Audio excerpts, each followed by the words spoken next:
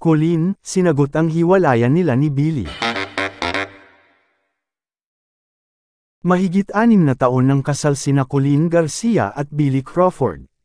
Mayroong bulong-bulungan na nagkahiwalay na umano ang mag-asawa dahil sa madalas na hindi pagkakaunawaan. Hindi talaga Tito Boy. Never kaming nag-break. But there were a lot of instances na parang almost, but not really.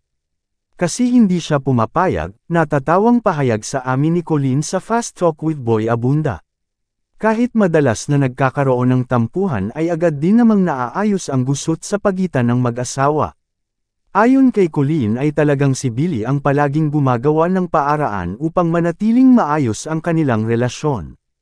Sabi niya, "No, let's fix this." Ipinaglalaban niya talaga yung relationship and I'm thankful for that. Kasi most of the times give up ako not because may nagawa siya pero dahil napapagod ako. I think ganun lang talaga ako, Tito Boy. Parang ayaw ko na, tapos na ako. Palagi akong ganun. So, it took being with somebody who is the opposite na taught me the value of commitment talaga.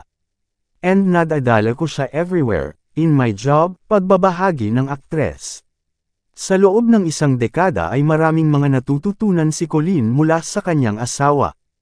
4 na taong magkasintahan sina Colleen at Billy noon bago pa tuluyang nagpakasal. Nagpapasalamat talaga ako kay Billy.